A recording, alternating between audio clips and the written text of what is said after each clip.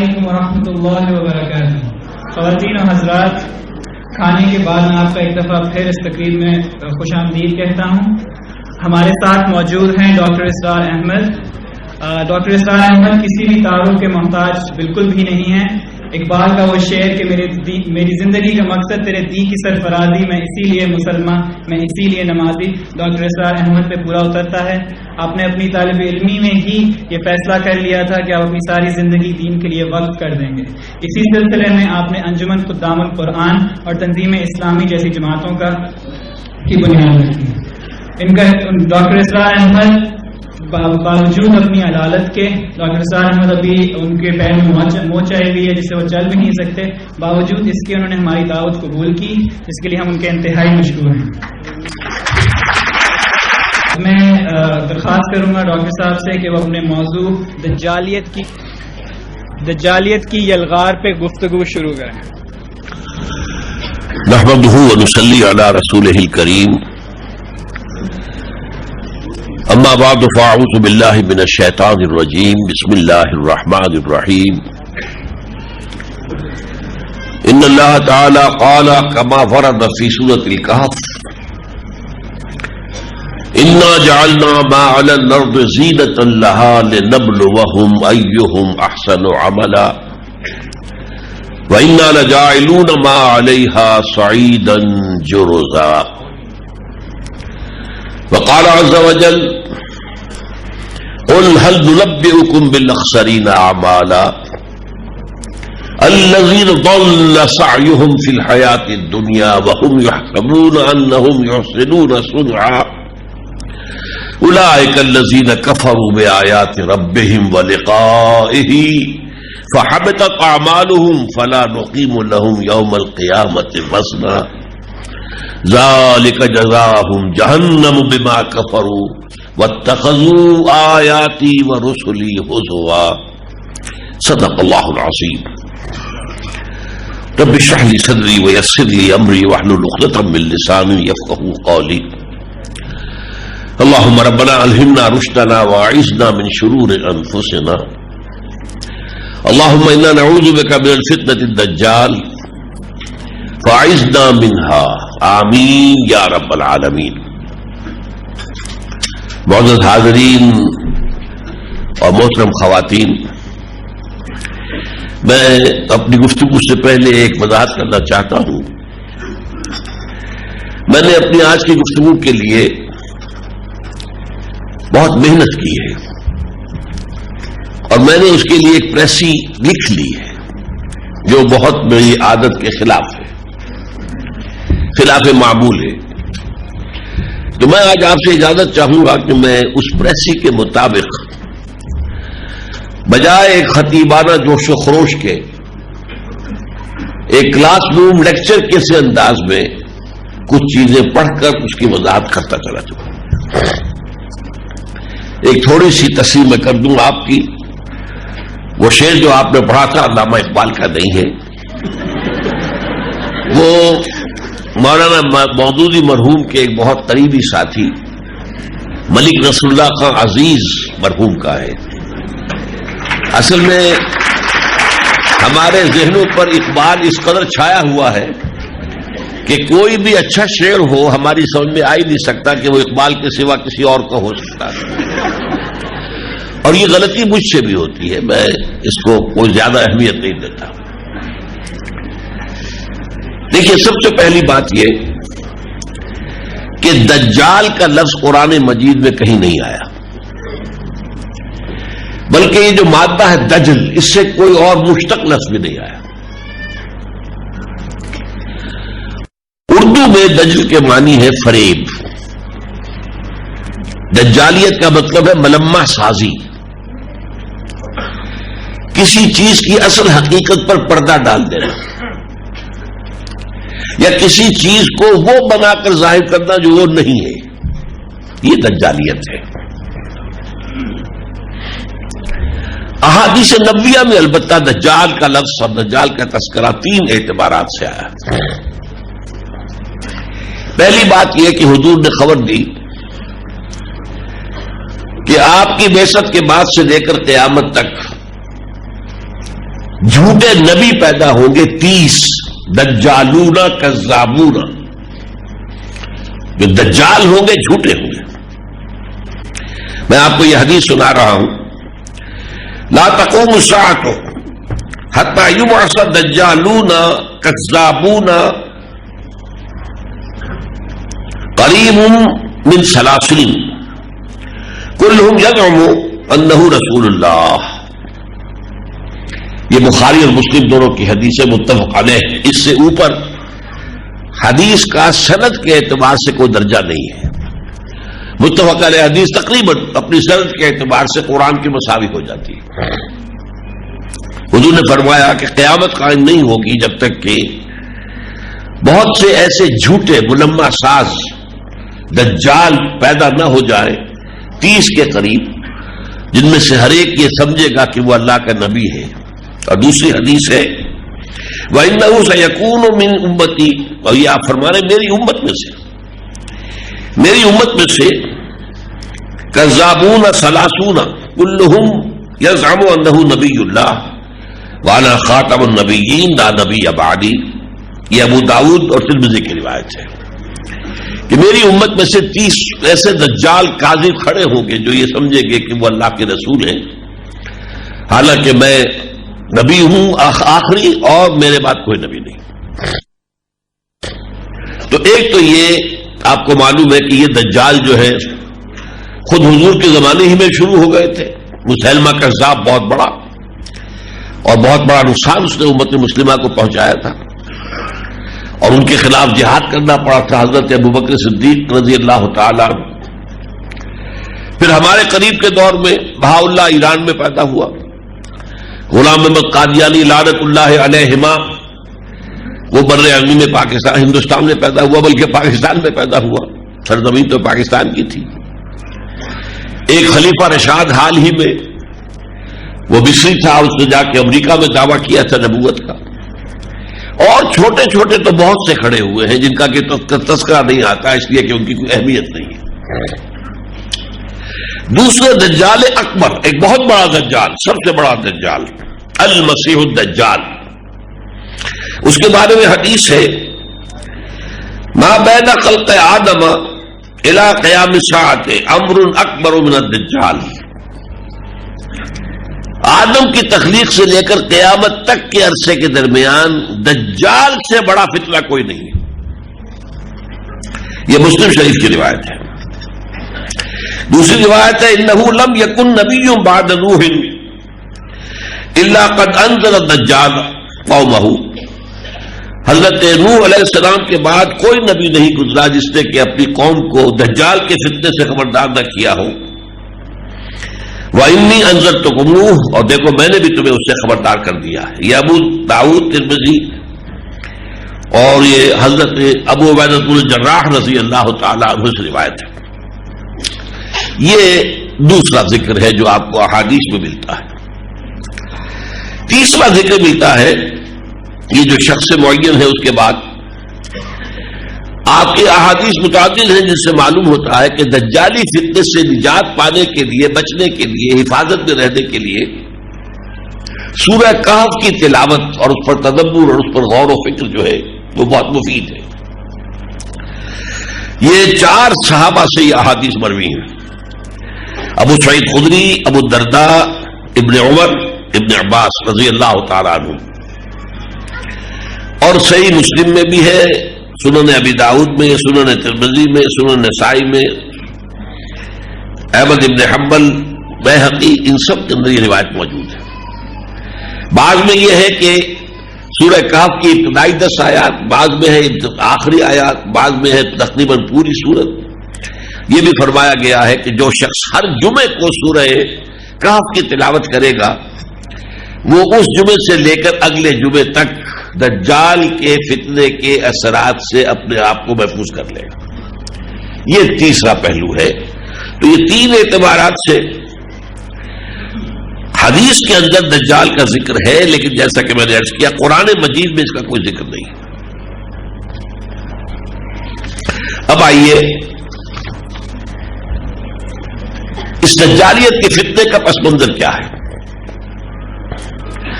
قرآن حکیم کا مطالعہ کیا جائے اور یا پھر خاص طور پر سورہ کہف کا، کیونکہ پورے قرآن مجید کے اندر سورہ کہف کا خاص ایک اس کی مناسبت ہے اور وہ بچاؤ کا ذریعہ بنتی ہے فتنہ دجال سے، تو اس پر تدبر کی بہت ضرورت ہے۔ اس پر غور کرنے سے معلوم ہوتا ہے، یہ بات آپ کے لیے نئی ہوگی، عجیب ہوگی، کہ اصل دجال یہ دنیا اور حیات دنیاوی ہے، یہ ہے اصل دجال۔ کیوں؟ یہ انسان کو اللہ اور اس کی آخرت سے غافل کر دیتی ہے، اپنے اندر گم کر لیتی ہے۔ کافر کی یہ پہچان کہ آفاق میں گم ہے، یہ گمشدگی کی حالت جو ہے، یہ دنیا جو ہے اپنی محبت میں گرفتار کر کے انسان کو اللہ سے محجوب کر دیتی ہے، یہاں تک کہ دنیا ہی اس کا محبوب، مطلوب اور مقصود جو اصل اللہ کو ہونا چاہیے، لا محبوب الا اللہ، لا مطلوب الا اللہ، لا مقصود الا اللہ، اس کی بجائے دنیا ہی مطلوب و مقصود و محبوب بن کر گویا کہ معبود بن جاتی ہے۔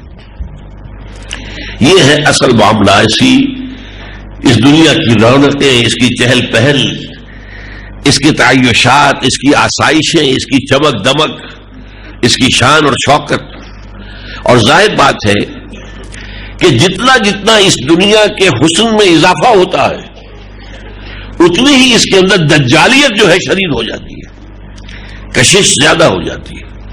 جیسا کہ ہم میں سے کوئی شخص پہلی مرتبہ امریکہ جائے تو بھوچکا ہو جاتا ہے دیکھ کر، یہ دنیا، اور آپ کو معلوم ہے جس طریقے سے وہ بھوچکا ہو جاتا ہے اسے محسوس ہوتا ہے کہ اصل شے تو یہی ہے، ہم کس چکر میں پڑے ہوئے ہیں۔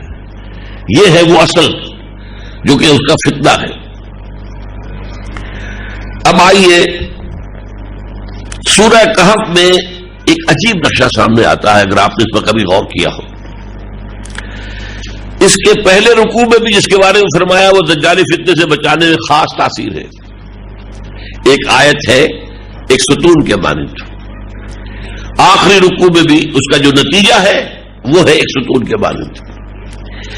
پہلے رکوع کی آیتیں میں نے آپ کو سنائی ہے، انا جعلنا ما علی الارض زینۃ لہا، یہ زینت کے لفظ کو نوٹ کیجئے، ہم نے جو کچھ زمین پر ہے اسے اس کی آرائش بنا دیا ہے، زینت بنا دیا ہے، زیبائش بنا دیا ہے۔ انا جعلنا ما علی الارض زینۃ لہا لنبلوہم ایہم احسن عملا، تاکہ ہم انہیں آزمائیں کہ ان میں سے کون ہے اچھے عمل کرنے والے۔ کسی نے بہت اچھا شعر کہا تھا کہ رخ روشن کے آگے شمع رکھ کر وہ یہ کہتے ہیں ادھر جاتا ہے دیکھے یا ادھر پروانہ آتا ہے۔ یہ دنیا کی زینت، اس کی زیبائش، اس کی آرائش، آیا اسی کا دیوانہ بن کر رہ جاتا ہے، اسی میں گم ہو جاتا ہے، اسی کا طالب بن جاتا ہے، یا یہ کہ اس کے اندر اللہ کی محبت، والذین آمنوا اشد حبا للہ، جو ایمان کی لازمی علامت ہے، جو لوگ حقیقتاً مومن ہیں وہ شدید ترین ہیں اللہ سے محبت میں۔ وہ یہی دو پولز ہیں، یا ادھر یا ادھر۔ تو رخ روشن کے آگے شمع رکھ کر وہ یہ کہتے ہیں ادھر جاتا ہے دیکھیں یا ادھر پروانہ آتا ہے۔ اب یہ جو ہے اس کا جو نتیجہ نکلتا ہے وہ ہے سورہ کہف کے آخری رکوع میں، قل هل ننبئکم بالاخسرین اعمالا، اے نبی ان سے کہیے کیا ہم تمہیں بتائیں کہ اپنے اعمال میں سب سے زیادہ خسارے میں رہنے والے کون ہیں؟ بھاگ دوڑ تو سب کر رہے ہیں صبح سے شام تک، دن رات، کون اپنی سی کوشش نہیں کر رہا ہے، لیکن یہ کہ ان میں کون خسارے میں ہے، کون گھاٹے میں ہے، کون نفع میں ہے، کون کامیاب ہے، اور خسارے میں اکثر سب سے بڑھ کر خسارے میں۔ قل هل ننبئکم بالاخسرین اعمالا الذین ضل سعیہم فی الحیاۃ الدنیا، وہ لوگ جن کی سعی، جن کی محنت، جن کی بھاگ دوڑ، جن کی جد و جہد دنیا کی زندگی میں گم ہو کر، ضلع گم ہو جانا، الذین ضل سعیہم فی الحیاۃ الدنیا وہم یحسبون انہم یحسنون صنعا، اور وہ یہ گمان کر رہے تھے ہم تو بہت اچھا کام کر رہے ہیں، دیکھو ہمارا کاروبار کہاں سے کہاں پہنچ گیا، دیکھو کبھی ہماری ایک فیکٹری ہوتی تھی آج 10 ہے، پہلے 1 بل ہوتا تھا، آج کتنی ہے؟ دیکھو میں کہاں سے کہاں ترقی کر کے آیا، میں آج پاکستان کے صدر ہوں یا وزیر اعظم ہوں، کہاں سے کہاں پہنچا ہوں، میں کہاں سے کہاں پہنچا ہوں۔ وہ یہ سمجھ رہے انہم یحسنون صنعا اولئک الذین کفروا بآیات ربہم ولقائہ، یہ وہ لوگ ہیں جنہوں نے اپنے رب کی آیات اور اس سے ملاقات کا انکار کیا ہے۔ فحبطت اعمالہم، تو ان کے تمام اعمال حبط ہو گئے، یعنی کوئی نیکی کا کام کر رہے ہو، کوئی فاؤنڈیشن بنا دی ہو، کوئی جو ہے کوئی خیرات گھر بنا دیا ہو، یتیم خانہ بنا دیا ہو، سمجھ رہے ہم نے بڑا نیکی کا کام کیا ہوا ہے، حبطت اعمالہم۔ اگر مقصود دنیا ہے تو یہ سارے اعمال حبط ہو گئے۔ حبطت اعمالہم فلا نقیم لہم یوم القیامت وزنا، ان کی کسی اعمال کا قیامت کے دن کوئی وزن نہیں ہوگا۔ اولئک الذین کفروا بآیات ربہم ولقائہ فحبطت اعمالہم فلا نقیم لہم یوم القیامت وزنا ذلک جزاؤہم جہنم بما کفروا، ان کی سزا جہنم ہوگی ان کے کفر کے باعث۔ واتخذوا آیاتی ورسلی ہزوا، انہوں نے میری آیات کو میرے رسولوں کا مذاق بنایا۔ رسولوں نے بتایا تھا اصل زندگی آخرت کی زندگی ہے، انہوں نے سمجھا یہ نہیں اصل زندگی ہے، بابر بیچ کوش کہ عالم دوبارہ نیست۔ تو معلوم ہوا کہ یہ دنیا ہے در حقیقت کہ جو اصل دجال ہے، جو اپنے اندر اپنے زلف گرا گیر کا اسیر بنا کر انسان کو آخرت سے اللہ سے دور کر دیتی ہے۔ اب یہ تو ہو گیا سورہ کہف کا پہلا رکوع، آخر درمیان میں دیکھیے اس قدر خوبصورت آیات آئی ہوں، حضور سے خطاب کر کے بڑی عجیب بات کہی گئی ہے۔ جو فقراء صحابہ تھے یا وہاں کے طبقات کے اندر بیچارے گرے پڑے لوگ تھے، حضور صلی اللہ علیہ وسلم بعض مسلمانوں اور دین کی مصلحت کے تحت ان کی بجائے کچھ جو حیثیت والے لوگ ہوتے تھے، جو سردار ہیں اپنے قبائل کے، ان کی طرف توجہ دیتے تھے۔ یہ ایمان لے آئے تو ظاہر بات ہے کہ ان مسلمانوں کے لیے بھی آسانی ہو جائے گی، جو فقراء ہیں جنہیں ستایا جا رہا ہے، لیکن اللہ تعالیٰ نے اس پر روک دیا۔ چنانچہ فرمایا گیا ہے وَاصْبِرْ نَفْسَكَ مَعَ الَّذِينَ يَدْعُونَ رَبَّهُم بِالْغَدَاةِ وَالْعَشِيِّ يُرِيدُونَ وَجْهَهُ وَلَا تَعْدُ عَيْنَاكَ عَنْهُمْ تُرِيدُ زِينَةَ الْحَيَاةِ الدُّنْيَا۔ اے نبی اپنے آپ کو روک کر تھام کر رکھیے، یہ جو فقراء اور غرباء یہ صبح و شام اللہ کا ذکر کرتے ہیں، اللہ کو یاد کرتے ہیں، ان کی بجائے یہ اصحاب زیبائی شہزائی زینت، اصحاب دولت، اصحاب حیثیت کی طرف توجہ نہ کیجیے۔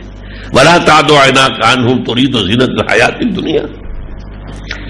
اور ایک آگے چل کر فرمایا، یہ 8واں رکوع 7واں رکوع ہے، المال والبنون زینت الحیات الدنیا، یہ جو مال ہے اولاد یہ دنیا کی زندگی کی زینت ہے۔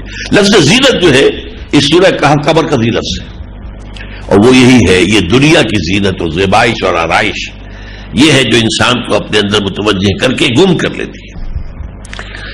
اس کے علاوہ میں چند آیات آپ کو سنا رہا ہوں جلدی میں، کتنی مرتبہ قرآن میں آیا وَمَا الْحَيَاةُ الدُّنْيَا إِلَّا مَتَاعُ الْغُرُورِ، یہ دنیا کی زندگی سوائے دھوکے کے سامان کے، سوائے دھوکے کی ٹٹی کے کچھ نہیں۔ وَمَا الْحَيَاةُ الدُّنْيَا إِلَّا اللَّهْوُ وَاللَّعِبُ، یہ کھیل کود کے سوا کچھ نہیں۔ فَلَا تَغُرَّنَّكُمُ الْحَيَاةُ الدُّنْيَا وَلَا يَغُرَّنَّكُم بِاللَّهِ الْغُرُورُ، دیکھنا تمہیں یہ دنیا کی زندگی دھوکے میں نہ ڈال دے، دھوکے میں نہ ڈال دے۔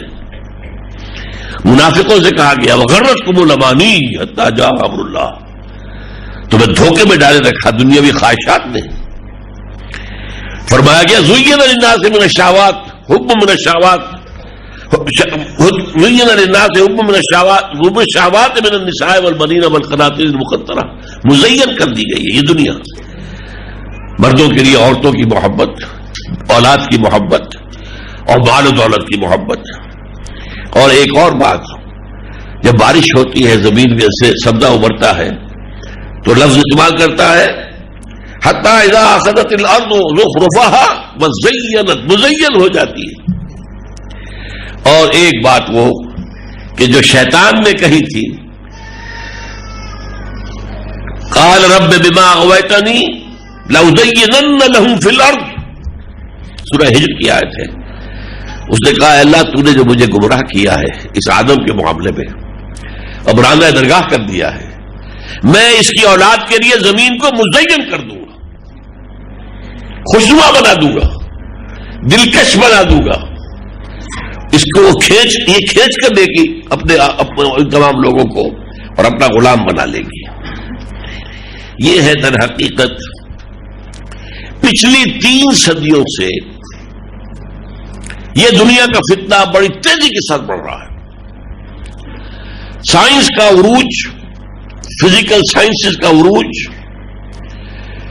فطرت کی خابیدہ قوتوں کا انسان نے اس کا اکتشاف, پھر کنٹرول, اس مادے کے اوپر جو غلبہ حاصل ہوا ہے, جو نئی نئی ایجادات ہیں, جو آسائشوں کا سامان ہے, جو سہولتیں ہیں, ان سب نے دنیا کی زندگی کو زیادہ سے زیادہ حسین بنا دیا. اور یہی فتنہ بڑھتے بڑھتے جو ہے آج اپنی انتہا کو پہنچا جاتا ہے. اس فتنے کا ایک تاریخی پس منظر میں آپ کو بتا رہا ہوں. دیکھیے ہمارا ایمان ہے, چند باتیں بہت اہم ہیں, ذرا جلدی کے ساتھ نوٹ کرتے جائیے. یہ ہمارا فلسفہ پورا ہے دین کا. ہمارا ایمان ہے کہ اللہ تعالیٰ نے سب سے پہلے عالم امر کو پیدا کیا, جس سے متعلق ہے ملائکہ کرام اور ارواح انسانیہ. پھر بگ بینگ, اس سے مادی کائنات کی تخلیق کا آغاز ہوا. یہ جو عظیم سلسلہ ہے بگ بینگ کے بعد, یہ ارب سال کے بعد انسان کی تخلیق پر اپنے کلائمیکس کو پہنچ گیا. دس از دی کلائمیکس آف کریشن. یہ جو آج آپ کہتے ہیں کہ ایوولوشن ٹری کے ٹاپ پر کھڑا ہومو سیپینس, بہرحال آپ اس فلسفے کو مانے نہ مانے اسے دفع کریں, لیکن اس میں تو کوئی شک نہیں ہے. مسجود ملائک ہے, یہ تمام مخلوق میں بہتر ہے, اللہ تعالیٰ کا خلیفہ بنایا گیا ہے, فرشتوں کو اس کے سامنے سجدہ کروایا گیا ہے, تو ظاہر بات ہے اس میں کسی شک و شبہ کی گنجائش نہیں. اشرف المخلوقات ہے. البتہ اس سے پہلے ایک اور کریشن ہوئی تھی جنات کی. یہ جو جنات ہیں, کیونکہ ان کا مادہ تخلیق جو ہے آگ, قرآن کہتا ہے, بار بار کہا ہے وَالْجَانَّ خَلَقْنَاهُ مِنْ قَبْلُ مِنْ نَارِ السَّمُومِ. آگ اپنے اس مادہ تخلیق کے اعتبار سے انسان کا جو جسد حیوانی ہے اس کے مادہ تخلیق سے وہ برتر ہے. یہ خاک سے بنا ہے. روح کو علیحدہ کر دیجئے, روح بہت برتر ہے, بہت برتر ہے, بہت برتر ہے. لیکن اگر روح سامنے نہ رہے, روح کو ہٹا دیں, انسان بحیثیت حیوان, جسد حیوانی کے اعتبار سے جنات سے بہت کمتر ہے, بہت کمتر ہے. یہی وجہ ہے کہ جب سجدے کا حکم دیا اور اس نے انکار کیا تو اس نے یہی کہا تھا انا خیر منہ خلقتنی من نار وخلقتہ من طین. اے اللہ میں اس آدم کو سجدہ کروں, میں اس سے بہتر ہوں. تو نے مجھے آگ سے پیدا کیا ہے اور اسے جو ہے مٹی سے پیدا کیا ہے. اب آگے چلیے. اس آدم کو خلافت عرضی عطا کی گئی. نمبر 1, جب خلافت عرضی عطا کی گئی تو سارے فرشتوں کو اس کے سامنے جھکا دیا گیا. گویا کہ اس کائنات کے جو کارکنان قضاء و قدر ہیں وہی فرشتے ہیں نا, ان کو تابع فرمان بنا دیا گیا ہے انسان کے. نمبر 1. اور نمبر 2, اس پوری کائنات کو مسخر کر دیا انسان کے لیے. میں ایک طویل عرصے تک یہ سمجھتا رہا تھا کہ یہ صرف یہ جو ہماری یہ دنیا ہے, کیونکہ خلافت عرضی دی گئی آدم کو, لہذا اس دنیا کو اور اس سے متعلق چیزوں کو مسخر کیا گیا. لیکن قرآن مجید میں میں حیران رہ گیا. سورہ لقمان میں فرمایا گیا الم تروا ان اللہ سخر لکم ما فی السماوات و ما فی الارض. کوئی شے رہ گئی اس سے باہر کائنات کی. اور اسی دوبارہ فرمایا سورہ جاسیہ میں سخر لکم ما فی السماوات و ما فی الارض منہ جمیعا. کوئی شک نہ رہ جائے تمہیں. یہ پوری کائنات یہ در حقیقت انسان کے لیے مسخر کر دی گئی. اب اس انسان کو اللہ تعالی نے دو علم عطا کیے. یہ بہت اہم نقطہ ہے، اس کو سمجھیے. اور یہ سورہ بقرہ میں جہاں آدم کی خلافت کا ذکر ہے اور سجدے کا ذکر ہے 4 رکوع میں، اس کی ابتدا اور اختتام پر یہ 2 علم ہے. علم آدم الاسماء کلھا،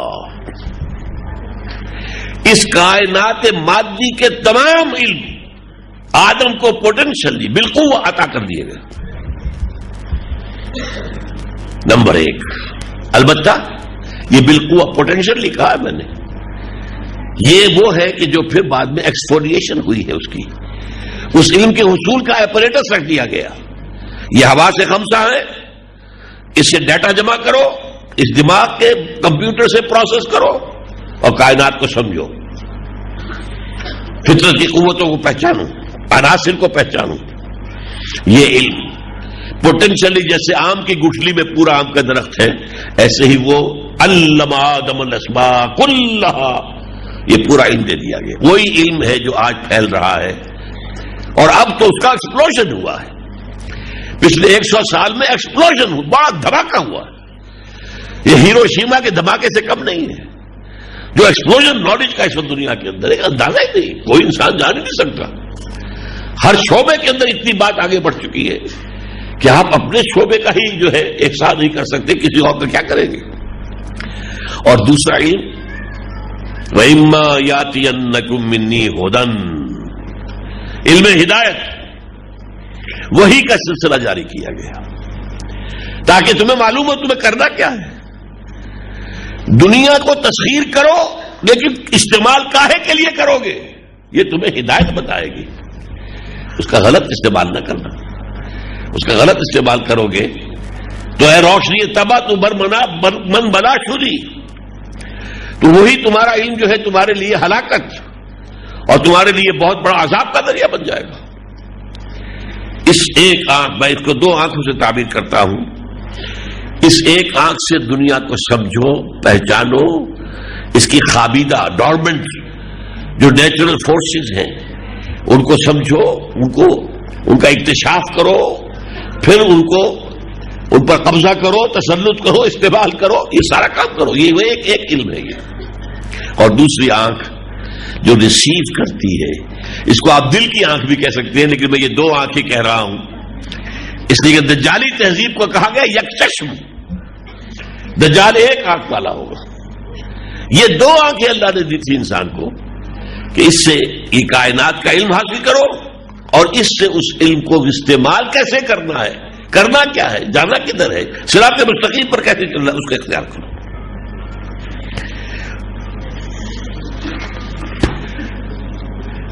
ان دونوں آنکھوں کے کام لیتے ہوئے نو انسانی، اب 3 لفظ نوٹ کیجئے میرے، مادی، ذہنی اور تمدنی ترقی کی منزلیں طے کرتی رہی.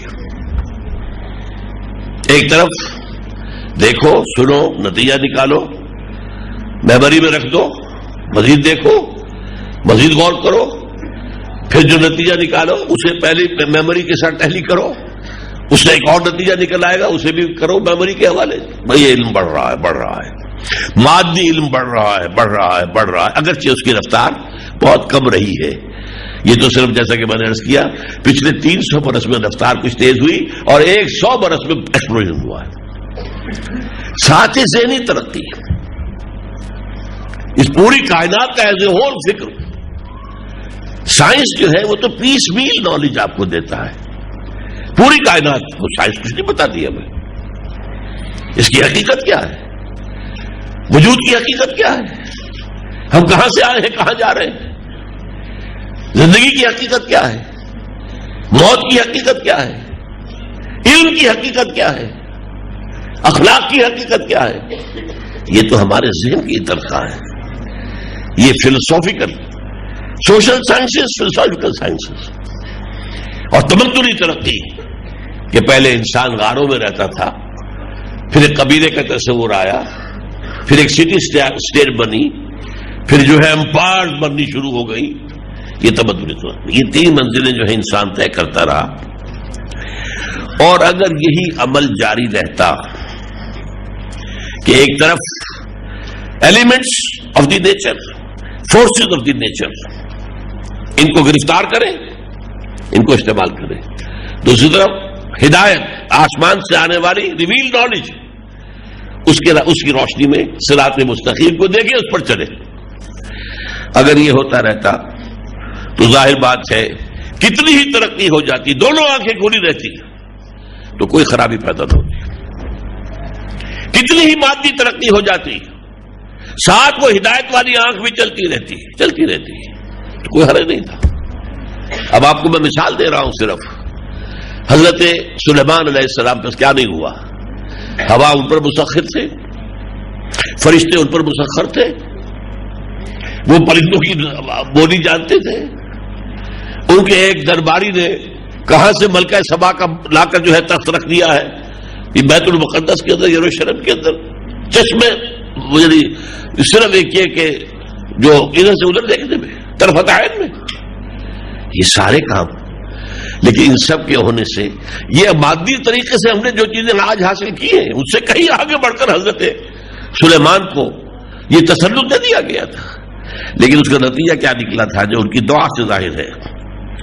رب اوزعنی ان اشکر نعمتک التی انعمت علی وعلی والدی وان اعمل صالحا ترضاه وادخلنی برحمتک فی عبادک الصالحین. پروردگار مجھے توفیق دے میں شکر کر سکوں، تو نے جو مجھے نعمتیں دی ہیں، مجھے اور میرے والدین پر جو انعامات کی میں ان کا شکر ادا کر سکوں، اور مجھے نیک عمل کی توفیق دے. میرا دماغ پھر نہ جائے، میرے اندر کوئی تمرد اور شیطنت پیدا نہ ہو جائے، کوئی تکبر یہ پیدا نہ ہو، تمرد پیدا نہ ہو جائے، مجھے بہت محفوظ رکھے اس سے. یہ اگر چلتا رہتا تو کوئی فتنہ نہیں تھا. لیکن آج سے لگ بھگ 3500 سال قبل ایک واقعہ ظہور میں آیا ہے، اور وہ کیا ہے؟ اللہ نے پوری نوع انسانی میں سے ایک قوم کو چن لیا، نہایت ذہین و فتین قوم، نسل آدم، نسل ابراہیم سے، نسل یعقوب سے. قرآن مجید میں آیا اخترناہم علی علم، ہم نے چنا تھا انہیں اپنے علم کی بنیاد پر. اور 2 مرتبہ صرف سورہ بقرہ میں ہے وَأَنِّي فَضَّلْتُكُمْ عَلَى الْعَالَمِينَ، میں نے تمہیں تمام جہان والوں پر فضیلت دی تھی. سورہ بقرہ کے 6 رکوع کی دوسری آیت بھی یہ ہے، 15 رکوع کی دوسری آیت بھی یہ ہے، یا بنی اسرائیل اذکروا نعمتی التی انعمت علیکم وانی فضلتکم علی العالمین. یہ حضرت موسیٰ کے امتی بنائے گئے، انہیں تورات دی گئی، انہیں شریعت دی گئی، اور انہیں گویا کہ ایک اعتبار سے اس وقت امام الناس بنا دیا گیا. ان کا جو ہے ایک یوں سمجھیے 1500 برس کی تاریخ تو 2 عروج اور 2 زوال اب عمر موجود نہیں ہے اس وقت. پہلا عروج داؤد، سلیمان، طالوت کا دور حکومت. پہلا زوال ایسیرینز کے ہاتھوں سلطنت اسرائیل کی تباہی، نیبوکڈنیزر کے ہاتھوں دی ایمپرر آف بیبیلونیا، یہودا کی تباہی. دوسرا عروج مکابی پاور، اور دوسرا زوال پہلے یونانی پھر رومی، ان کے ہاتھوں ذلت اور محکومی اور غلامی. لیکن آج سے 2000 سال قبل انہوں نے ایک عظیم ترین جرم کیا، قتل، اور قتل بھی اللہ کے جلیل القدر پیغمبر کا قتل کرنے پر کمر کسی ہے، حضرت عیسیٰ علیہ السلام. آج سے 2000 سال پہلے کا واقعہ ہے.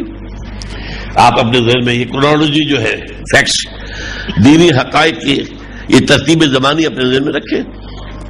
حضرت عیسیٰ ابن مریم علیہ السلام، آپ کو معلوم ہے اللہ کے نبی، اللہ کے رسول، جلیل القدر پیغمبر، بہت بڑی آیات الہیہ، پوری شخصیت ہی آیات پر مشتمل ہے، معجزات پر مشتمل ہے. انہیں انہوں نے سولی چڑھوانے کی اپنی حد تک تو انہوں نے سولی چڑھوا دیا. یہ بات دوسری ہے اللہ نے کیا کیا کہ انہیں اٹھا لیا اور ان کی جگہ اب آج ہمیں معلوم ہے کہ جس حواری نے غداری کر کے گرفتار کرایا تھا اسی کو سولی چڑھوایا. اور یہ انجیل برنباس میں موجود ہے, کہیں قرآن میں نہیں ہے, حدیث میں نہیں ہے, ہماری کسی تفسیر میں نہیں ہے. ایونجیلیم برنابے اس نے وضاحت کی ہے ساری, اور میں سمجھتا ہوں صحیح بالکل کی ہے. نتیجہ یہ ہوا, یہ جو ہے نتیجہ آپ نوٹ کیجیے, یہ اہم نتیجہ جس کی طرف میں آپ کو لانا چاہتا ہوں. نتیجہ یہ نکلا کہ یہ اس دن کے بعد سے راندہ درگاہ ہوئے, ملعون قرار پائے, مغضوب علیہم قرار پائے, اور ایول شر اس کا سب سے بڑے ایجنٹ اور عزازیل ابلیس کے سب سے بڑے مرید بن گئے. اس کے بعد سے دنیا میں جو شر آ رہا اجتماعی, اس کا جب آپ ٹریس کریں گے تو آپ کو جا کر جو یہود تک ان کا سلا ملے گا. پورا فکر کی گمراہیاں, عمل کی گمراہیاں, اخلاقی گمراہیاں, تمام کا جو ہے سرا وہ بنی اسرائیل, وہ یہودی. اس لیے کہ حضرت مسیح علیہ السلام کو اپنے طور پر سولی پر چڑھوا کر انہوں نے جو جرم عظیم کیا ہے, یہ اس کی سزا ہے کہ جو سزا انہیں اللہ تعالیٰ کی طرف سے ملی ہے. یہاں تک کہ آج سے 1700 سال قبل,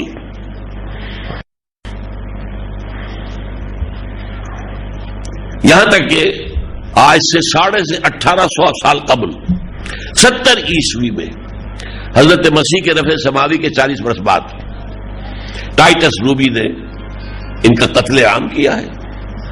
1,33,000 یہودی ایک دن میں قتل ہوا یروشلم میں. 1,33,000 ایک دن. 67,000 قیدی بنائے گئے. تمام عورتوں کو, خاص طور پر جوان عورتوں کو محفوظ کر لیا اپنی روڑیوں کی حیثیت سے. ہیکل سلیمانی جو پہلے جو ہے نبوکدنضر نے برباد کیا تھا, پھر دوبارہ بنایا گیا تو اب ٹائٹس نے اس کو برباد کیا. آج تک برباد پڑا ہوا ہے. وہ ان کا خانہ کعبہ ہے جو سمجھئے کہ 70 عیسوی سے برباد ہوا پڑا ہوا ہے. صرف ایک دیوار ہے, ویسٹرن وال, وہ انٹیکٹ ہے, جس کو یہ ویلنگ وال کہتے ہیں. رونے کے لیے, ماتم کے لیے وہاں جاتے ہیں, سر پھوڑتے ہیں اپنا, روتے ہیں, تورات پڑھتے ہیں. وہ ہے نشانی صرف اس ٹیمپل کی. وہ ٹیمپل کہتے ہیں, ہم تو مسجد کہیں گے اسے. حضرت سلیمان نے جسے بنایا وہ مسجد تھی. اس کے بعد تعبیر ہوا, مکابی دور میں مسجد تھی, لیکن وہ گری پڑی ہے. اور اس دن سے ان کو نکال دیا گیا. فلسطین سے باہر نکل جاؤ, ڈائسپورا شروع ہو گیا پوری دنیا کے اندر منتشر.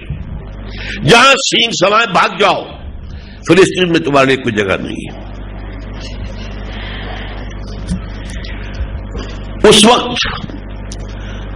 جو رومن تھے وہ بھی انہیں ستاتے تھے, پرسیکیوٹ کرتے تھے. حضرت عیسیٰ علیہ السلام کے جو ماننے والے تھے انہیں یہ پرسیکیوٹ کرتے تھے. لیکن آج سے 1700 سال قبل, یعنی سن 300 کچھ میں عیسوی میں, کانسٹنٹائن دی ایمپرر آف روم جب اس نے عیسائیت قبول کی ہے, پوری سلطنت روما جو ہے وہ عیسائی ہو گئی. پورا یورپ عیسائی ہو گیا. اس کے بعد سے ان کے اوپر جو مار پڑنی شروع ہوئی ہے. Most persecuted people on the surface of the earth, خاص طور پر یورپ میں, کرسچن یورپ, انتہائی ان سے نفرت. شہروں میں داخلے کی پابندی, باہر رہو گھیٹوز کے اندر. شہر میں آنے کے لیے جیسے کہ کبھی 2 گھنٹے کے لیے کھول دیا جائے, کہیں لگا ہوا ہے وہ کیا آپ اسے کہتے ہیں, خلافت کا نظام قائم کیا. یہ حضرت داؤد کی حکومت جو ہے کسی انسانی جدوجہد کے نتیجے میں نہیں تھی, وہ ایک واقعہ تھا اچانک جو ہوا ہے. یہ جو خلافت دی گئی تھی آدم کو, اس کا پہلا ظہور وہ ہوا ہے محمد رسول اللہ صلی اللہ علیہ وسلم کے دست مبارک سے. اور کتنے بڑے رقبے پر خلافت الہی کا نظام قائم ہوا ہے. اور یہ جس تیزی کے ساتھ یہ بات بڑھ رہی تھی, نوٹ کر لیجئے, پوری دنیا اسی وقت خلافت کے تحت آ جاتی ہے. لیکن وہی یہودی, ان میں کا ایک شخص عبداللہ ابن سبا سامنے آتا ہے, اسلام کا لبادہ اوڑھتا ہے, انٹرنل سیبوٹاج کرتا ہے, آپس میں لڑاتا ہے, قبائلی عصبیتوں میں بھڑکاتا ہے, حضرت علی کے خدا ہونے کا اعلان کرتا ہے، خلافت کا حق جو ہے بنو ہاشم کا قرار دیتا ہے، الفتنۃ الکبریٰ، حضرت عثمان شہید ہوتے ہیں، پھر 4 برس تک جنگ خانہ جنگی، 1 لاکھ مسلمان ایک دوسرے کی تلواروں اور تیروں سے ختم ہو گئے. تو وہ جو سیلاب جو تھا تھمتا نہ تھا کسی سے، سیل رواں ہمارا، وہ سیلاب جو ہے رک گیا، اور گویا کہ اس پورے معاملے کا ڈراپ سین جو ہے ذرا مؤخر ہو گیا کہ پورے کرۂ ارضی پر اللہ کا دین آئے اور نظام خلافت قائم ہو. لیکن یہی سے تاریخ نے ایک اور موڑ موڑا. میں اب ذرا جلدی میں پڑھنے کی بجائے میں بس اپنے عنوانات دے کر بات پوری کرتا ہوں. اور وہ تاریخ کیا تھی؟ حضور کے انتقال کے 80 برس بعد ہی مسلمان اندلس میں داخل ہوئے. اس وقت ہسپانیہ میں دی موسٹ پرسیکیوٹڈ کمیونٹی، انتہائی ان پر تشدد تھا. اس لیے انہوں نے عربوں کی مدد کی کہ ہسپانیہ کو فتح کر لیں. دشمن کا دشمن اپنا دوست ہو جاتا ہے نا. لہذا عربوں نے ان کو سمجھا اپنا محسن، اپنے سر پر بٹھایا، انہیں اس قدر آسائشیں دی، اتنا سکون دیا، اتنا اطمینان دیا، اتنی حیثیت دی، یہاں تک کہ ایک وقت میں ہسپانیہ کی سلطنت کا وزیر اعظم یہودی تھا. آپ حیران ہوں گے اگر آپ کے علم میں پہلے بات نہ آئی. اور بن گوریون نے یہ کہا ہے Muslim Spain was the golden era of our diaspora. یہ ڈائسپورا جو تھا، جو 70 عیسوی سے شروع ہوا تھا، اس کے بعد سے یہ ختم تو ہوا ہے 1917 میں آ کر بالفور ڈیکلریشن کے بعد. اس پورے عرصے کے دوران Muslim Spain was the golden era of our diaspora. اس ڈائسپورا میں یہ یہاں پر بیٹھ کر انہوں نے، جبکہ ہسپانیہ کی یونیورسٹی سے علم کے دریا بہ رہے تھے، تلیتلا، ٹولیڈو، کارڈوا، قرطبہ، گرناڈا، گرناطا، آ رہے تھے فرانس اور جرمنی اور اٹلی کے نوجوان آ کر پڑھتے تھے یہاں علوم. یورپ ڈارک ایجز میں تھا، سائنس پڑھنی حرام، مذہب کا یہ فلسفہ پڑھنا حرام. کہیں سے سائنس کی کتاب نکل آئے گی تو گھر جلا دیا جائے گا، فلسفے کی کتاب نکل آئے گی تو گھر جلا دیا جائے گا اور زندہ جلا دیے جاؤ گے جو پڑھنے والے ہوں گے. لیکن اس دور میں جبکہ انتہائی استبداد تھا مذہبی پوپ کا، یہ جو ہوائیں چلنی شروع ہوئی مغرب سے، ہسپانیہ سے، اور اس سے یہ کہ لوگوں کے اندر علم اور حکمت کے موتی پہنچے. ایک روشن خیالی کا دور عرب میں آیا، یورپ میں آیا. اس کے نتیجے میں وہاں 2 تحریکیں اٹھی، تحریک احیاء العلوم رینیسنس اور تحریک اصلاح مذہب ریفارمیشن، جس کے نتیجے میں پروٹیسٹنٹ مذہب پیدا ہوا. اب یہاں میں ذرا اس کو چھوٹا کر رہا ہوں معاملے کو. اچھا، شکریہ. اصل میں جو کچھ کر رہے تھے عرب، جو چیزیں پھیلا رہے تھے، اس میں یہ یہودی بیٹھا ہوا ہسپانیہ میں کچھ چیزیں مزید شامل کر کے ان عیسائی نوجوانوں کے ذریعے سے عیسائی ممالک میں پھیلا رہے تھے. اسلام نے کہا حریت، آزادی، انسان کا غلام نہیں، صرف اللہ کا غلام ہے، حاکم اللہ ہے اور کوئی نہیں. انہوں نے کہا آزادی، مادر پدر آزادی، اللہ سے بھی آزادی، شریعت سے بھی آزادی، جو منہ میں آئے بکنے کی آزادی، اظہار خیال کی آزادی، فکر کی آزادی. اس آزادی کو بڑھایا. اسلام نے مساوات سے کہا ہر انسان برابر ہے. By birth every human being is equal to every other human being. کوئی اونچا نہیں، کوئی نیچا نہیں، کوئی اعلیٰ نہیں، کوئی ادنا نہیں. یہاں تک کہ عورت اور مرد کے درمیان میں بھی جان دیجئے کوئی اونچائی نیچائی کا فرق نہیں ہے. As human being they are absolutely equal. یہ انتظامی معاملہ ہے. ایک دفتر میں ایک افسر ہے اور ایک دروازے پر کھڑا ہوا جو ہے وہ اس کا دربان ہے. یہ اس انتظامی اعتبار سے برابر نہیں ہے. As human being they are equal. تو گھر کے ادارے میں مرد حاکم ہے، حکمران ہے، عورت وزیر ہے، لیکن یہ ہے کہ ویسے as human being they are equal absolutely. They share the dignity and honour, human honour and dignity absolutely equally. انہوں نے اسے بنایا مکمل مساوات. نتیجہ ویمن لب، عورت کی آزادی. نتیجہ خاندان کی بربادی اور تباہی. پورا معاملہ سیٹ اپ، سوشل سیٹ، تہذیب ختم ہو گئی. یہ سارا کام کون کر رہے تھے؟ یہودی بیٹھے کر رہے تھے عیسائیت سے انتقام لینے کے لیے. یہ سارے جو ہیں، کون سیاہی گھول رہا ہے وقت کے بہتے دریا میں. یہ جو علم کے اور حکمت کے اور روشنی کے جو دریا چل رہے تھے ہسپانیہ یونیورسٹی سے، ان میں شامل کی جا رہی تھی یہ چیزیں.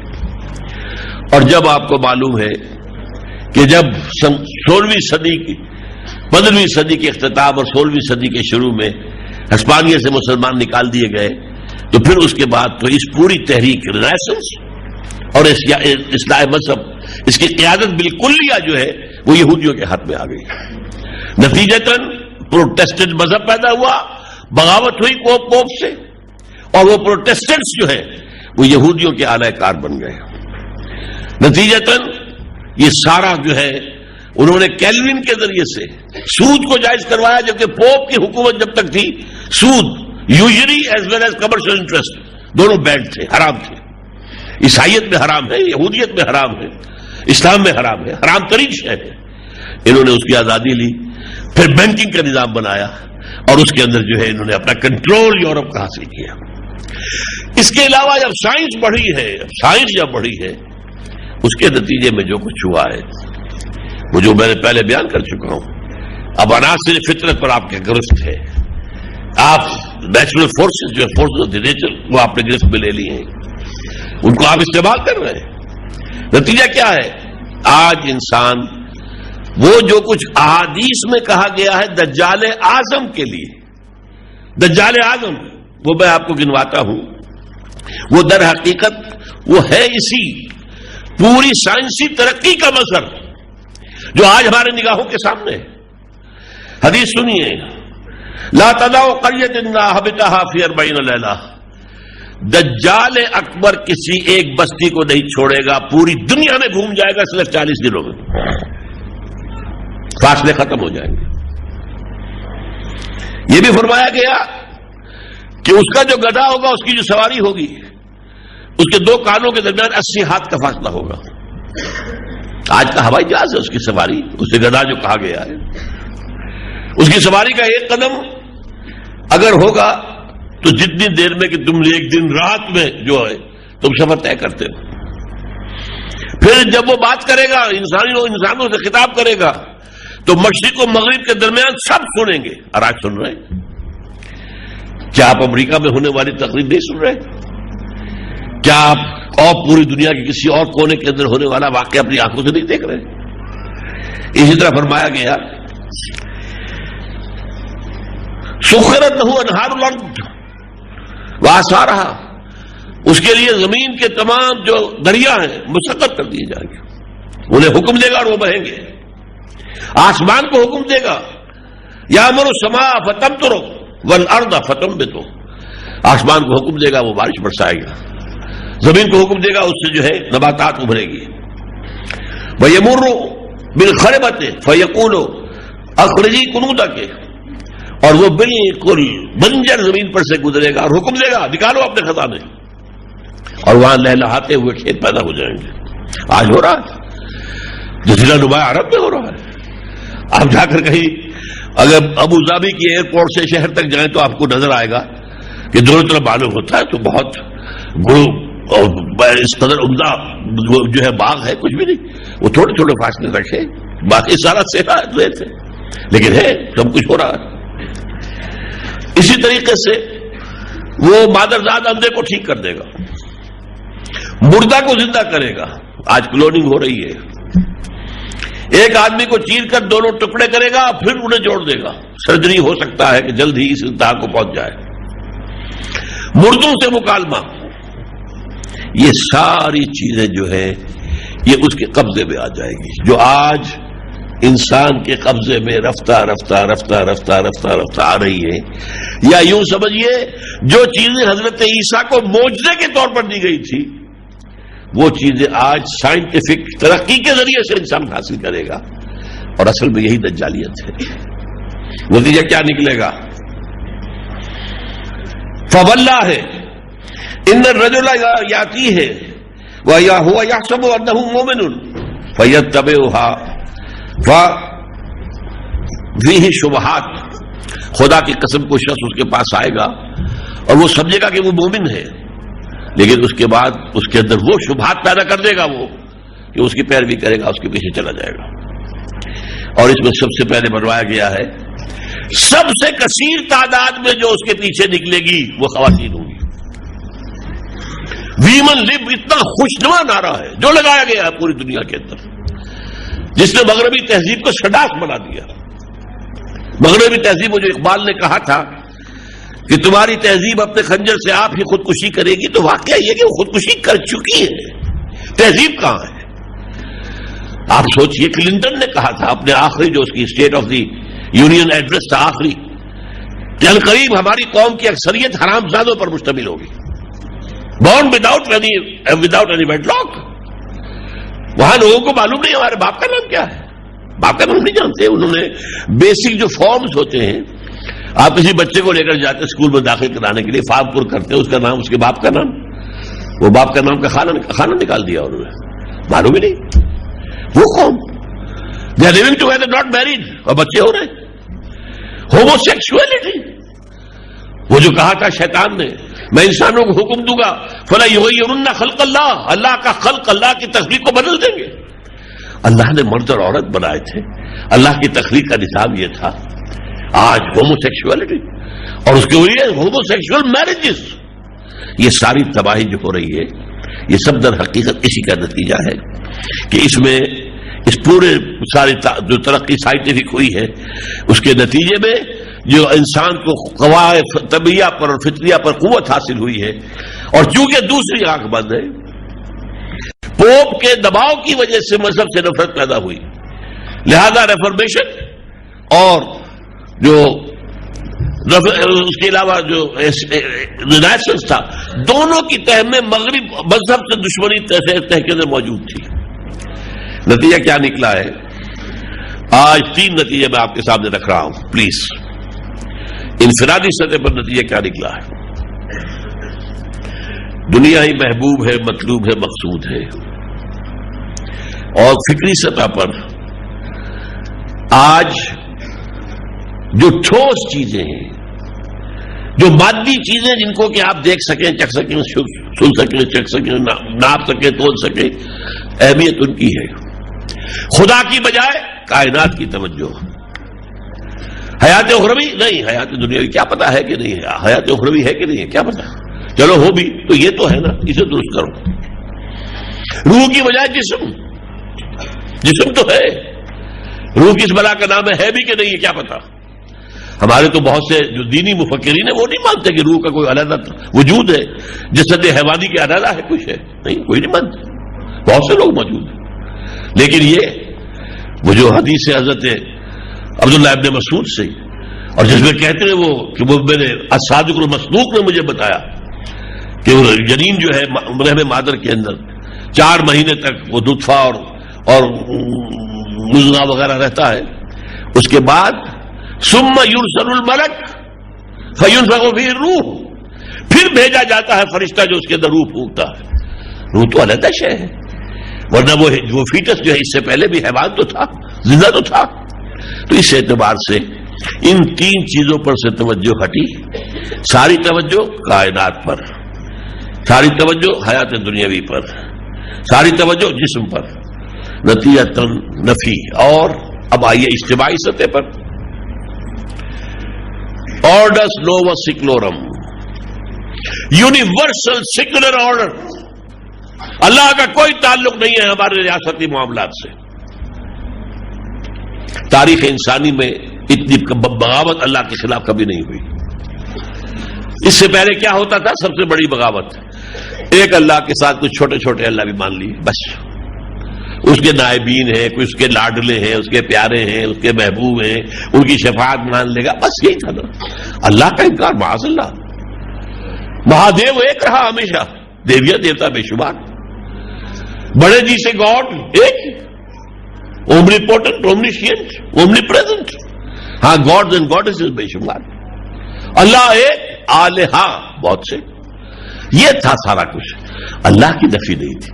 آج یہ کہ ہم نے اسے اپنے ریاستی امور سے بے دخل کر کے عبادت خانوں میں بند کر دیا ہے. آپ یہاں رہیے مسجد میں, ہم شاندار بنا دیں گے مسجد, آپ کو اعلیٰ قالین وہاں پہ بچھائیں گے, شینڈیئرز لگا دیں گے, یہاں آئیں گے آپ کو ہم رکوع سجود کر لیں گے. ہماری پارلیمنٹ سے کوئی سروکار آپ کا نہیں ہے, ہماری حکومت سے, ہماری سپریم کورٹ کے اندر کوئی دخل آپ کا نہیں ہے. ہماری مارکیٹ میں مت آئیے گا, وہاں تو سود کا راج ہے, وغیرہ وغیرہ. یہ گویا کہ تاریخ انسانی کی عظیم ترین بغاوت, اور یہ یونیورسل ہو چکی ہے. اور نمبر 2, معاشی نظام سود اور بینکنگ گویا کہ انایویٹیبل ہے, پوری دنیا میں مانا جاتا ہے. They are the inevitable basis. پورا کا پورا جو نظام معاشی, اس کا سوا گزارا ہی نہیں ہے, ناممکن ہے, کوئی نظام چل ہی نہیں سکتا.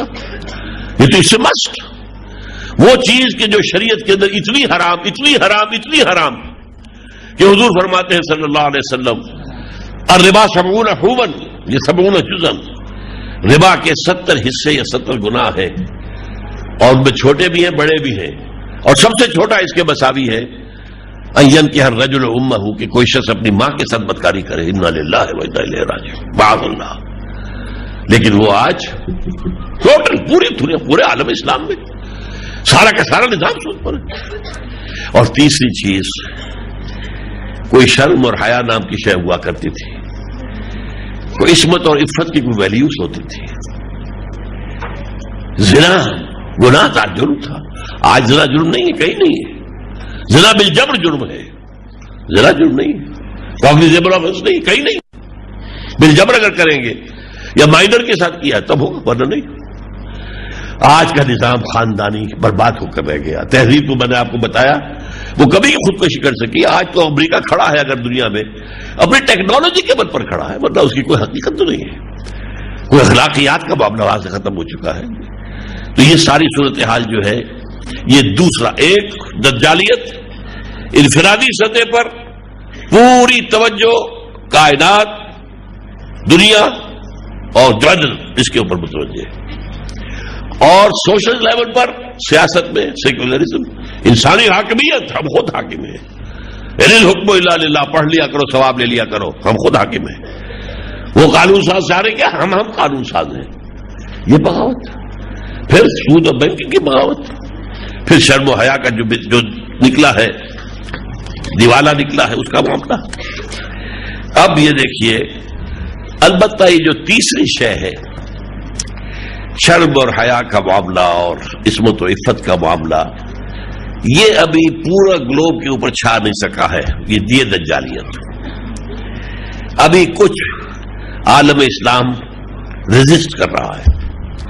ابھی اسلامی عالم اسلام کے اندر کچھ اقدار موجود ہیں, کچھ شرم و حیا, عصمت و عفت کی ویلیوز, کچھ والدین کا ادب, کچھ بوڑھے والدین کی خدمت, یہ چیزیں جو ہے موجود ہیں. ایک فیملی کا سٹرکچر موجود ہے. لیکن آپ کو معلوم ہے عالم اسلام کا جو گھیراؤ ڈالا جا رہا ہے, پہلے کانفرنس ہوئی ہے سن 94 میں, قاہرہ کانفرنس ویمن لب کے لیے, پھر ہوئی ہے سن 95 میں بیجنگ کانفرنس. اس کی وجہ کیا ہے؟ جو ہنٹنگٹن نے کتاب لکھی تھی کلیش آف سیویلائزیشنز, اس میں اس نے یہ کہا تھا کہ جو ٹوائنبی نے کہا تھا کہ کل دنیا کی تاریخ میں 20 تہذیبیں آئی ہیں, 12 ختم ہو چکی, آبسولیٹ 8 ہے. 8 میں سے ایک ہماری ہے, 7 اور ہیں. ان 7 میں سے 5 وہ ہیں جو ہمارے اندر اسیمولیٹ ہو جائیں گی. They pose no threat to us. 2 خطرناک ہیں, وہ ذرا لوہے کے چنے ہیں. ایک مسلم سیویلائزیشن اور نمبر 2 کنفیوشین سیویلائزیشن. یہی وجہ ہے کہ ان کا گھیراؤ کرنے کے لیے پہلی کانفرنس انٹرنیشنل کا, اس پہ اربوں ڈالر خرچ ہوتا ہے, ارب بلین آف ڈالرز کائرو میں, دوسری بیجنگ میں, اور تیسری یونائٹڈ نیشنز جنرل اسمبلی کے تحت یہ کانفرنس ہوئی ہے women 2000 general assembly, gender equality, development and peace for the 21st century. اب اس میں جو فیصلے ہوئے ہیں ذرا نوٹ کیجئے. ہومو سیکسولیٹی کو ایک نارمل انکلیشن قرار دیا جائے. وہی جو میں نے کہا تھا یغیرن خلق اللہ. ہومو سیکسول میرجز کو تسلیم کیا جائے, رجسٹر کیا جائے. عورتیں اگر گھر پر کام کریں گی تو اپنے شوہر سے ویج لے سکتی ہیں. عورتیں حمل اور وضع حمل کی تکالیف کو برداشت کریں گی تو ویج لے سکتی ہیں. عورت کسی وقت اگر ہم بستری کے لیے آمادہ نہیں ہے, اگر شوہر اسے زیادہ آمادہ کرے گا تو it will be marital rape. یہ ریپ شمار ہوگا, یہ گویا کہ اس کے اوپر زنا بالجبر ہو رہا ہے. کعبہ گری پروسٹیٹیوشن کو اس کو کہا جائے گا سیکس ورکرز. یہ ان کی نفرت ہے کے لیے, یہ بھی ورکرز ہیں. کسی شخص نے اپنے مسکولر قوت کو استعمال کیا ہے اور کسی چلائی ہے اور پیسے لیے ہیں. کوئی شخص اپنی جسم کے ایک حصے کو استعمال کرتا لیتا ہے, تو یہ کوئی نہیں. They are sex workers. اور وراثت اور طلاق کے معاملے میں مکمل مساوات, یہ سارا ایجنڈا ہے. اور اس میں یہ کہہ دیا گیا تھا کہ مسلمان ممالک جو ہیں ذرا رجسٹ کر رہے ہیں, اگر باز نہ آئے تو ان پر سینکشنز لگائی جائیں گی. یہ پروپیگنڈا جو 2000 کے بعد جو کچھ ہوا ہمارے ملک میں بدقسمتی سے, ہمارا جو شستہ مشرف بدماش وہ سب سے آگے نکل گیا. ایک قلم کی جنبش سے 30% عورتیں خواتین کی سیٹیں اسمبلی میں, سینٹ میں, ہر لیول پر. انا للہ و انا الیہ راجعون. کسی ملک میں بتاؤ ہے یہ روشن خیالی یہاں کے لیے رہ گئی تھی؟ یہ بھارت ہمارا پڑوسی جو ہے, یہ ڈیموکریسی کا میریکل ہے. کہاں ہے وہاں؟ امریکہ میں کہاں ہے؟ کچھ بھی نہیں. لیکن یہ سارا کچھ جو کیا گیا ہمارے ہاں روشن خیالی کی بنیاد پر, اور پھر جو ہمارے حدود آرڈیننس کے اندر جو ہے اس میں جو ترمیم کی گئی ہے, یہ سارا کا سارا معاملہ ہم سب سے آگے نکل گئے پوری دنیا میں. اور اب نمبر 2 کے اوپر چل رہا ہے اب سعودی عرب. اب وہاں پر بھی کو ایجوکیشن کی یونیورسٹی بن رہی ہے, اور وہاں پر بھی عورت کے لیے سر ڈھانپنا لازم نہیں رہا ہے. اب وہاں کے متوع جو ہوتے تھے کہ جو روکتے تھے سڑکوں پر چلتے ہوئے, اور باقی اس میں انہیں اجازت نہیں ہے باقی اس میں داخل ہونے کی, اب وہ بالکل امریکہ کے سٹائل کے شہر بنا رہے ہیں. یہ صورتحال ہے عالم اسلام کی. اور یہ ہے جو دجالی فتنے کا نمبر 2. اور نمبر 3 جو ہے, اب مجھے بتائیے کتنے منٹ اور ہیں؟ 5 منٹ. تو کچھ نہیں بنے گا اس میں.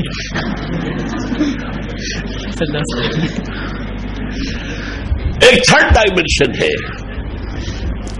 میں نے پہلے بتایا انفرادی سطح پر دنیا محبوب مطلوب مقصود اللہ ہوگا, ٹھیک ہے.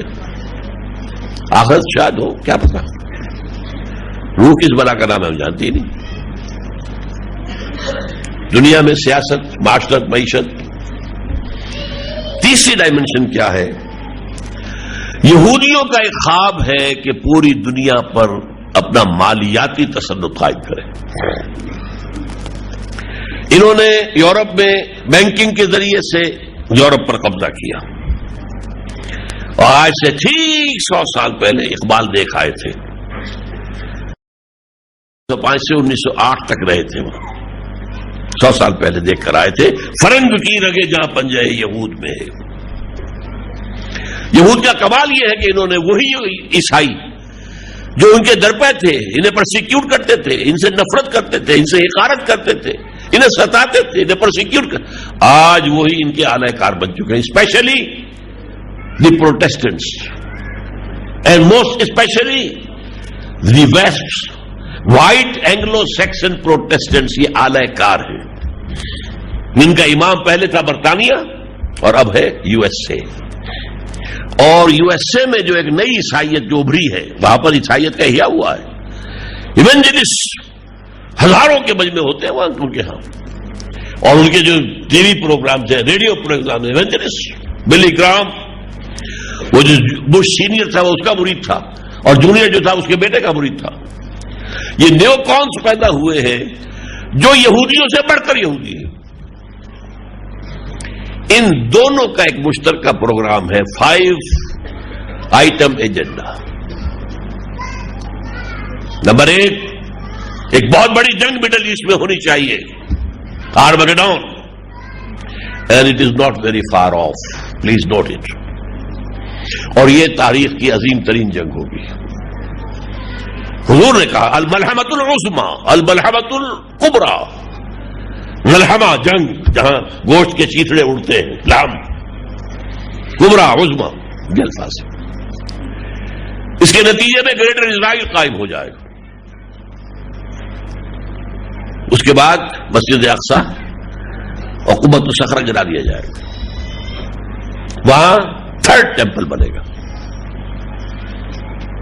نمبر 4 وہاں جو تھرون آف ڈیوڈ ہے وہ لا کے رکھا جائے گا، حضرت داؤد کا تخت. اب آپ حیران ہو گئے کہ یہ کہاں سے نکل آیا؟ کم سے کم 3000 سال پرانا، 3500 سال پرانا کہاں سے آ گیا؟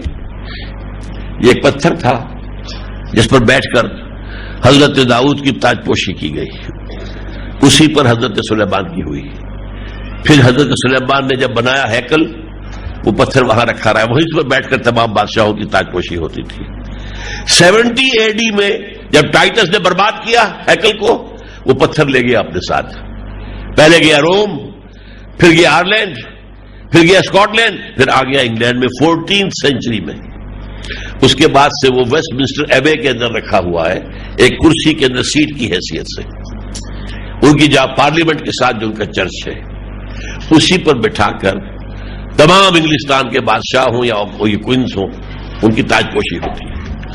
دس از دی تھرون آف ڈیوڈ لا کے رکھا جائے گا. یہاں تک تو ہے اس مشترک ایجنڈا یہودی جو ہے زائڈسٹ اور جو کرسچن زائڈسٹ ہے. اس کے بعد ان کے اندر یہ ہے کہ یہودیوں کے نزدیک ان کا مسیحا آئے گا، دی موہوم، میں کہتا ہوں موعود نہیں، موہوم مسیحا. اور عیسائیوں کے نزدیک حضرت عیسیٰ ابن مریم آئیں گے اور وہ یہاں پر بیٹھ کر پوری دنیا پر حکومت کریں گے. یہ ہے وہ پروپیگنڈ طریقہ. اور اس کے ساتھ ملی جلی ایک اور بات جو امریکہ کے لیے اس کی فارن پالیسی کا جو اب اس وقت سب سے بڑا اہم نقطہ، کہ جب یونین جو تھی سوویت یونین ختم ہوئی ہے اور امریکہ کو پوزیشن حاصل ہو گئی ہے sole supreme power on earth, اب کیسے اس کو برقرار رکھنا ہے ہم نے؟ How to maintain this level in the 21st century. اس پر ان کے تھنک ٹینک تمام یونیورسٹیوں کے اندر بڑے بڑے پروفیسر غور کر رہے ہیں. اور اس میں جو ان کا فیصلہ ہے وہ کیا ہے؟ ہمیں مادی وسائل چاہیے، عالم اسلام کے اوپر قبضہ کرو، کہیں اسلام نہ ابھر جائے ایک نظام کی حیثیت سے. نپ دی ایول ان دی بڈ، کہیں ابھرے کچل دو. اور یہ جو عیسائیت کے ساتھ مل کر، یہودیت کے ساتھ مل کر یہ ایجنڈا پورا کرو.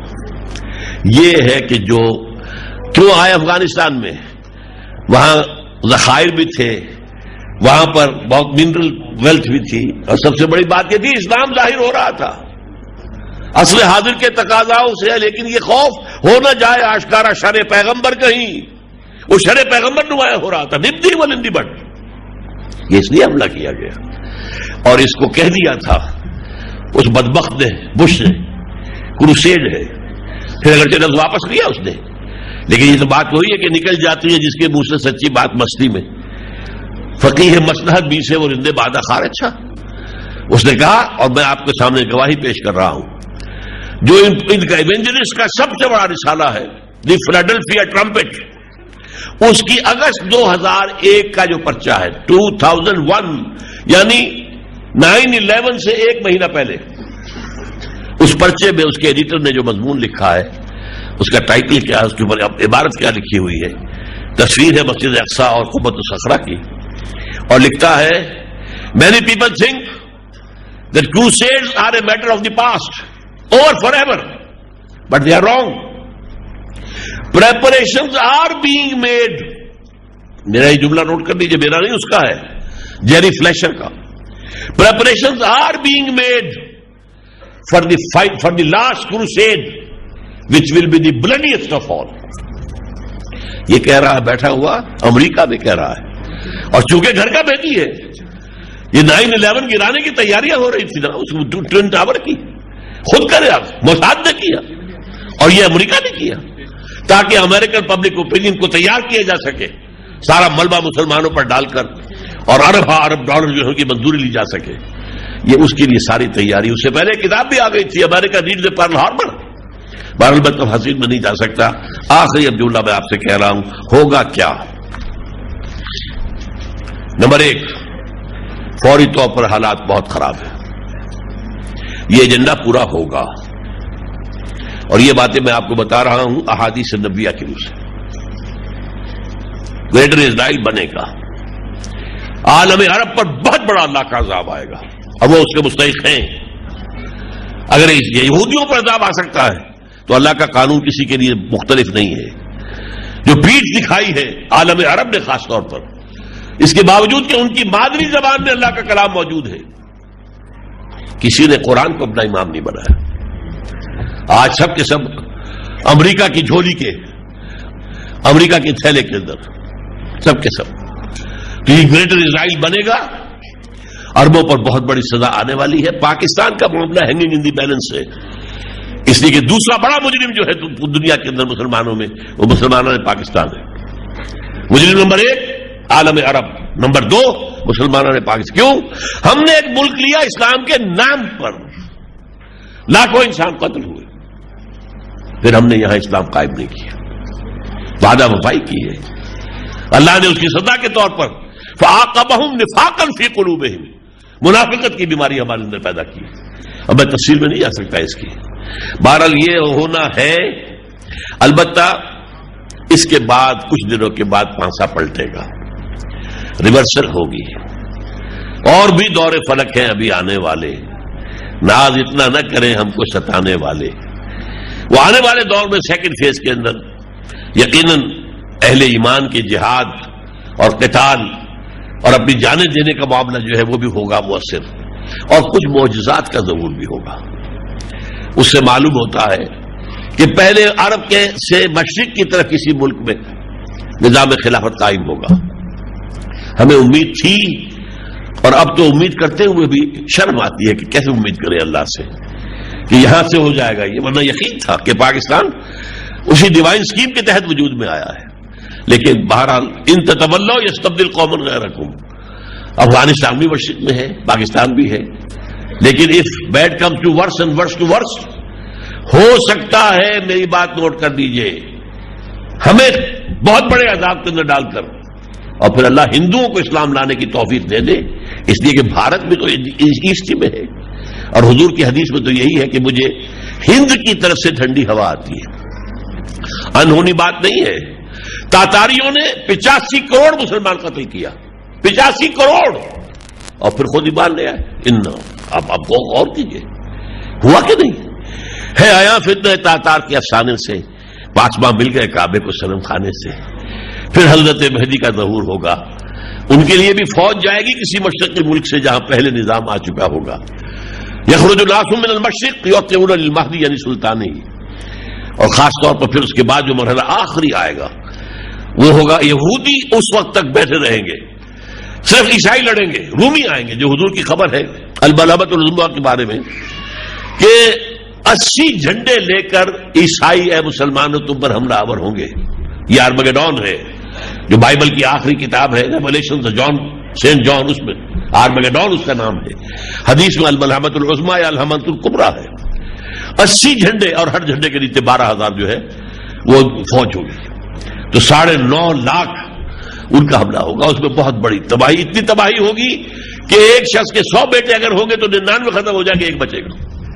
کن کا؟ عربوں کا. ویل للعرب من شر قد اقترب، یہ بھی حدیث ہے حضور کی صلی اللہ علیہ وسلم. بہرحال لیکن اس کے بعد پھر جب یہودیوں سے آئے گا، اور یہودیوں کا بھی وہ المسیح الدجال، ان کا مسیحا آئے گا، پھر حضرت مسیح کا نزول ہوگا علیہ الصلوۃ والسلام. وہ اسے قتل کریں گے، یہودیوں کا قتل عام ہوگا، یہودیوں کا میسیکر ہوگا، اور the greater Israel will become the greater graveyard of the Jews. اور عیسائیت بطور مذہب ختم ہو جائے گی، اس لیے کہ حضرت عیسیٰ کہیں گے میں سولی چڑھائی نہیں، تم نے کہاں سے سولی کو اپنا نشان بنا لیا؟ اب میں نے تو سور کو جائز نہیں قرار دیا، تم نے کیسے سور کو جائز قرار دے دیا؟ حضرت مسیح ان کا تمام جتنی غلط باتیں جو کہ یہودیوں نے، سینٹ پال نے شامل کی تھی، ختم کریں گے. تو اس عیسائیت اسلام کم ہو جائے گی. پوری دنیا میں عالمی نظام خلافت قائم ہوگا، جو آدم کی تخلیق کا مقصد تھا. انی جاعل فی الارض خلیفہ، وہ جو خلافت عرضی اس کا جو آخری ڈراپ سین ہے وہ حضرت مسیح علیہ السلام کے دست مبارک سے ہوگا. بہرحال اس کے بعد بھی ایک فیز ہے، لیکن میں اس کے بارے میں جانا نہیں چاہتا. میرا اور آپ کا کام کیا ہے؟ انڈیویجول لیول پر سوچئے کہ ہم کہاں کھڑے ہیں، ہم کس کام کے اندر لگے ہوئے.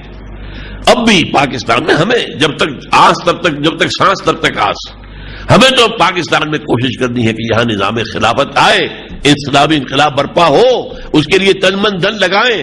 کوئی عجب نہیں، اللہ تعالیٰ اگرچہ فی الحال تو ہمیں محسوس ہوتا ہے کہ شاید رحمت خداوندی ہم سے روٹھی ہوئی ہے، لیکن یہ کہ امریکہ تلا ہوا ہے کہ ہمارے وہ ایٹمک دانت توڑ کر اور ہمیں بھارت کے رحم و کرم پر ڈال دے گا، لیکن ہوگا وہ جو اللہ چاہے گا.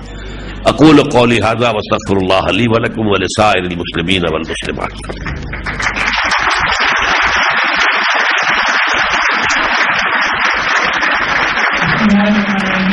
سوالات کا سلسلہ شروع کرتے ہیں. سب سے پہلا سوال خواتین کی طرف سے ایک سوال ہے کہ what is the relevance of the tale of Hazrat Khidr and Zulqarnain in Surah Kahf which should be recited as protection against Dajjal's fitna. اصل میں سورہ کہف کے اندر مثلا پہلے اصحاب کہف کا واقعہ آیا.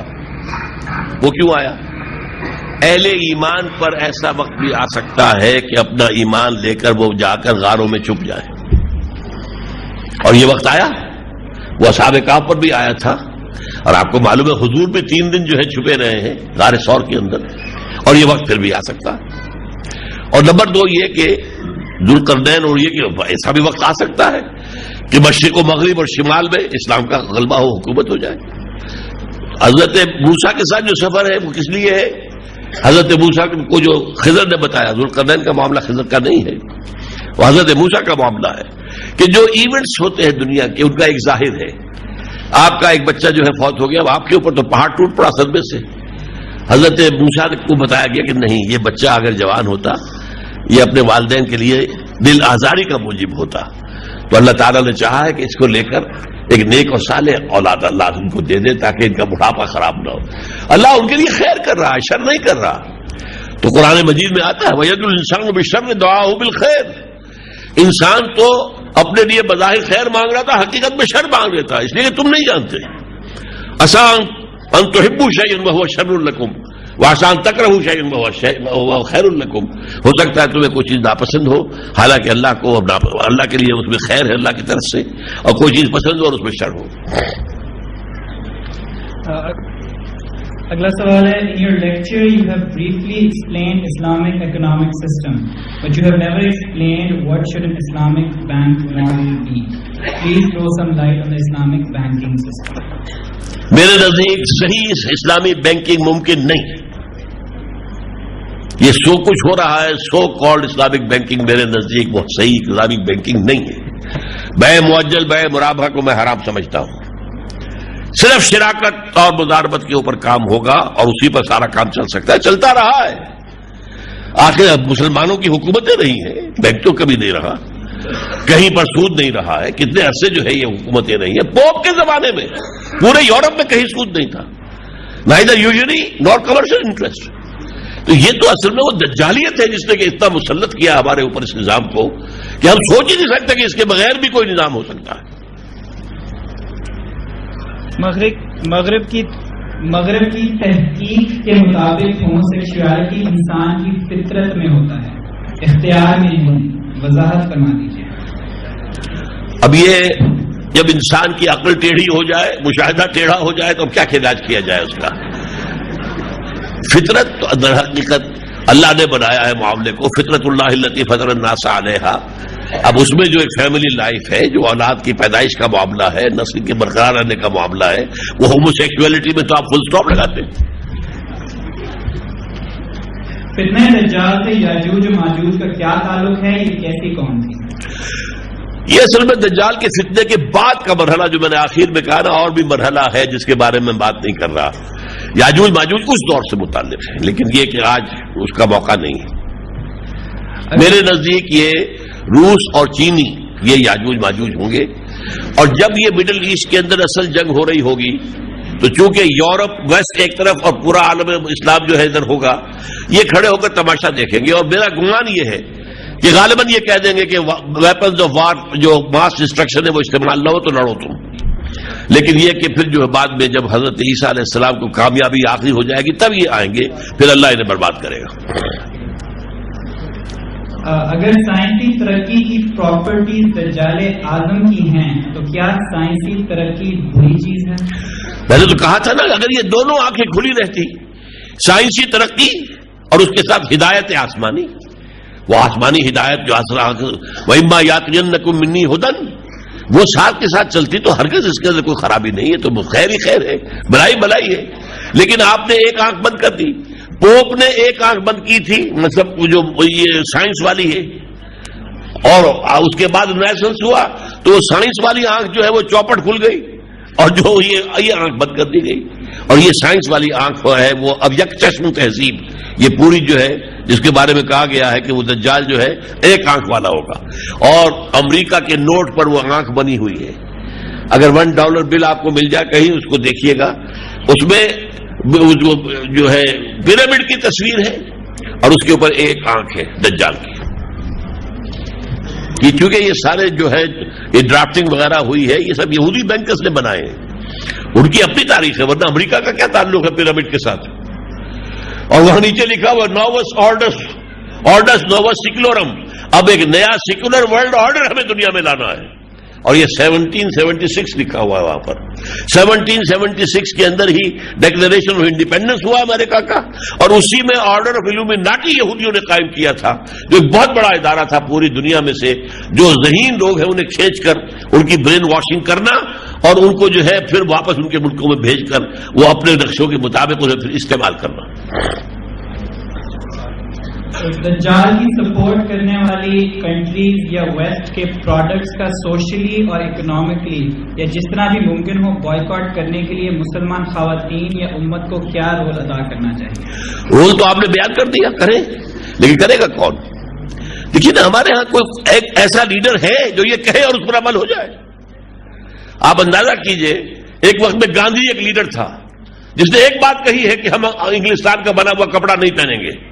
اس کے بعد ہوا کیا؟ پوری قوم نے چھوڑ دیا.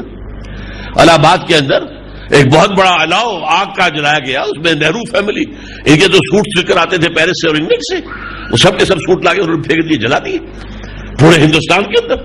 اور وہاں تلکا مچ گیا کہ ان کے مل بند ہو رہے ہیں، اتنی بڑی مارکیٹ ختم ہو گئی. لیکن یہاں تو لوگ کرتے رہتے ہیں، اپنی اپیل کر کوئی چھوڑنے والا ہے. ہم تو پانی بھی ان کا پیتے ہیں اور اس کے اوپر کتنے پیسے خرچ کرتے ہیں وہ دیکھ لیجیے آپ. آخری سوال ہے، ہم صرف اپنے پولیٹیکل لیڈرز کو بلیم کرتے ہیں، آج کل ہمارے اسلام کے اسکالرز پالیٹکس میں کیوں نہیں آتے ہیں جن کو دین اور دنیا کا نالج ہے؟ بہت سے لوگ جو ہے علماء پالیٹکس کے اندر موجود ہیں، تو ان کے بارے یہ کیا ہو رہا ہے کچھ بھی نہیں، اس لیے کہ اس سیاسی نظام کے تحت یہاں کبھی اسلام نہیں آ سکتا. اسلام آئے گا ریولوشن کے ذریعے سے، اور revolution on the methodology of the prophet صلی اللہ علیہ وسلم. لا يصلح آخر هذه الامه الا بما صلح به اولها. وہ منہج انقلاب نبوی میری کتاب پڑھیے، اس سے پتہ چلے گا کہ کیسے حضور نے برپا کیا تھا تاریخ انسانی کا عظیم ترین انقلاب. اور حضرت امام مالک کہتے ہیں لن يصلح آخر هذه الامه الا بما صلح به اولها.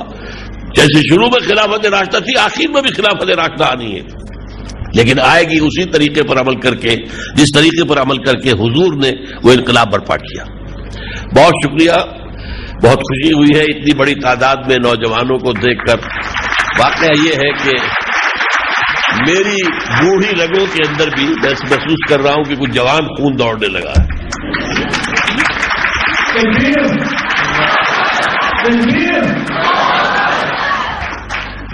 اب میں گزارش کروں گا ڈاکٹر اسماعیل حسی جو کنسلٹنٹ نیورولوجسٹ ہیں شفا انٹرنیشنل ہاسپٹل میں، وہ ہماری طرف سے ڈاکٹر اسرار احمد کو یہ شیلڈ پیش کریں. مجھے بیٹھ کے لینا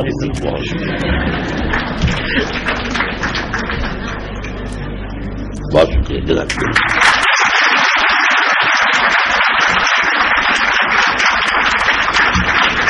آپ نیورو فزیشین ہیں؟ Neuro physician.